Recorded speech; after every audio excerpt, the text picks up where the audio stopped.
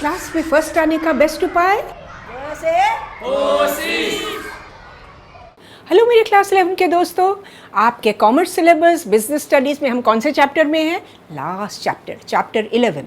और मैंने आपसे कहा था ना लंबा चैप्टर है, इसलिए मैंने इसको बाइट साइज 5 हिस्सों में बांटा है। 1, 2, 3, 4 हम ऑलरेडी कर चुके हैं और आज बारी है लास्ट चैप्टर की, चैप्टर 5। इसके साथ आपका इस क्लास का सिलेबस ख़त्म होता है। तो चैप्टर 5 में हम क्या देखने वाले हैं?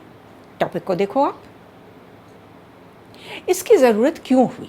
इसकी ज़रूरत इसलिए हुई क्योंकि 2 विश्व युद्ध के बाद सारे वर्ल्ड की जो इकोनॉमी थी वो एकदम धस्तपस्त हो चुकी थी, एकदम डिस्ट्रॉयड हो चुकी थी। बहुत ज़रूरी थी कि सारे इकोनॉमीज़ को रीबिल्ड करना पड़ेगा, पर किसी के पास रिसोर्सेज ही नहीं थे, ऐसा हाल हो गया था।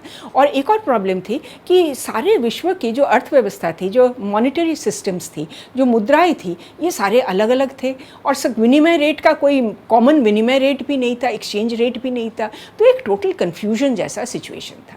साल था और इसमें J.M. कीन्स नाम के इकोनॉमिस्ट के नेतृत्व में ब्रेटन वुड्स नाम के जगह पे एक बड़ा कॉन्फ्रेंस हुआ, जहां विश्व भर से 44 देश वहां पे आए। बहुत लंबा कॉन्फ्रेंस चला और एंड में उन्होंने डिसाइड किया कि 3 बॉडीज़ की हमें बहुत ज़्यादा ज़रूरी है। देखो इन तीनों को, इनके बारे में हम एक एक करके जानेंगे। सबसे पहले हम देखेंगे वर्ल्ड बैंक या विश्व बैंक। विश्व बैंक बना 2 बॉडीज़ को ज्वाइन करके, एक था इंटरनेशनल डेवलपमेंट अथॉरिटी और दूसरा था IBRD। ये दोनों जोड़ के बने वर्ल्ड बैंक। IBRD का तो पहला काम ये था कि जो इकोनॉमीज़ एकदम नष्ट हो चुकी थी यूरोप की, उन सब को रीबिल्ड करना। तो ये रीबिल्ड करते करते 1950s में ये आ गए। फिर उन्होंने देखा कि यूरोपियन इकोनॉमीज़ तो मोटा मोटी ठीक ठाक चल रही है, पर जो डेवलपिंग कंट्रीज़ की इकोनॉमी है उनको क्या किया जाए, क्योंकि वो तो बहुत ही पीछे पड़ी हुई है। वर्ल्ड बैंक का मानना था कि अगर हम सोशल इंफ्रास्ट्रक्चर में इन्वेस्ट करें, for example education, health, clean drinking water, hygiene, इन चीज़ों में हम इन्वेस्ट करेंगे तो वो देश की तरक्की अपने आप होगी, उसकी इकोनॉमी अपने आप बढ़ेगी। 1960 में IDA इंटरनेशनल डेवलपमेंट एजेंसी की स्थापना की गई। क्यों? क्योंकि फिर ये जो डेवलपिंग कंट्रीज़ थी, इनको वो बहुत ही नॉमिनल रेट पे लोन्स देती थी। इनकी कुछ शर्तें होती थी, जस्ट फॉर एग्जांपल कि आप लोन किस पीरियड के अंदर आपको रिटर्न करना है। कभी कभी तो वो लोन को इंटरेस्ट फ्री लोन भी दे देते थे। तो ये जो वर्ल्ड बैंक है, इसका हेडक्वार्टर वॉशिंगटन में है। सेकेंड ऑर्गेनाइजेशन जिसको हम देखेंगे वो है इंटरनेशनल मॉनिटरी फंड। इसका भी हेडक्वार्टर वॉशिंगटन में है और बड़े सारे देश इसके मेंबर हैं। 2005 में 91 कंट्रीज़ वर मेंबर्स। तो IMF के उद्देश्य भी हम लोग देखते हैं, क्योंकि एक रिक्वायरमेंट थी एक स्थायी संस्था, एक परमानेंट इंस्टीट्यूशन जिसके थ्रू इंटरनेशनल मॉनिटरी डेवलपमेंट हो सके। अंतर्राष्ट्रीय व्यापार को बढ़ावा देना, सुविधा क्रिएट करना उनके लिए। मेंबर देश जो थे उनमें हाई लेवल ऑफ इनकम को रखना। जो मेंबर कंट्रीज़ थे उनके बीच में मुद्रा विनिमय, करेंसी एक्सचेंज, इसको स्टेबल रखना। और अलग अलग देशों के बीच में ना मुद्रा लेन देन के विषय में मल्टीलैटरल कई तरह के पेमेंट सिस्टम्स का इंतज़ाम करना। तो IMF क्या क्या काम करती है इसको भी देख लेते हैं। नंबर 1, शॉर्ट ड्यूरेशन लोन्स देती है।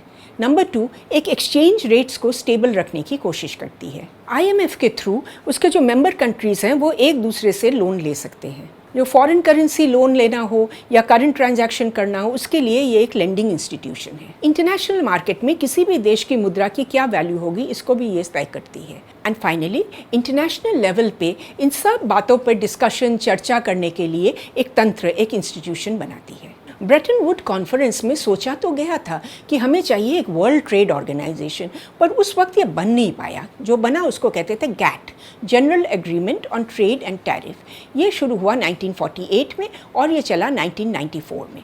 1994 में जब वो फाइनल राउंड चल रहा था उरुग्वे नाम के देश में, तब ये बहुत स्ट्रांगली आया कि हमें एक परमानेंट इंस्टीट्यूशन की ज़रूरत है। और 1995 में GATT कन्वर्ट हो गया वर्ल्ड ट्रेड ऑर्गेनाइजेशन में, जिसका हेडक्वार्टर जिनीवा में है।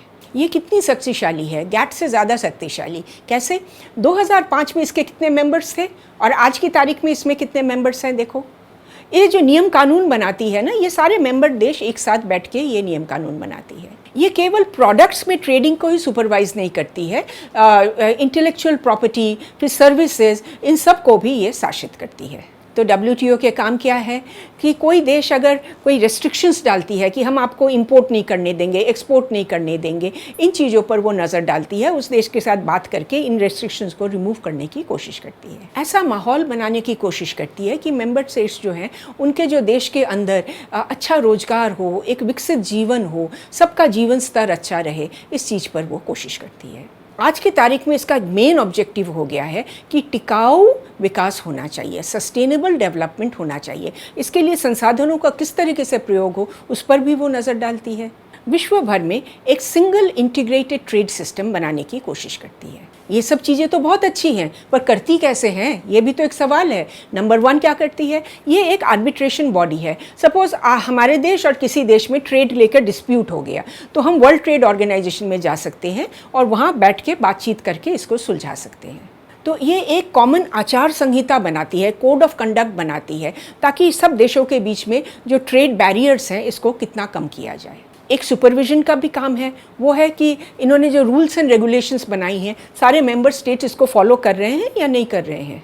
और ये IMF और IBRD, वर्ल्ड बैंक, इन सब के साथ वो डिस्कशन करके वहाँ क्या क्या नई चीज़ें हो रही हैं उसको वो अपने अंदर लाने की कोशिश करती है, ताकि डिस्प्यूट्स कम हो और ट्रेड ज़्यादा बढ़े। ये केवल प्रोडक्ट्स और सर्विसेज ही नहीं, आजकल इंटेलेक्चुअल प्रॉपर्टी पर भी काफ़ी काम हो रहा है, ताकि अलग अलग देशों के बीच में इंटेलेक्चुअल प्रॉपर्टी लेके कोई प्रॉब्लम ना हो।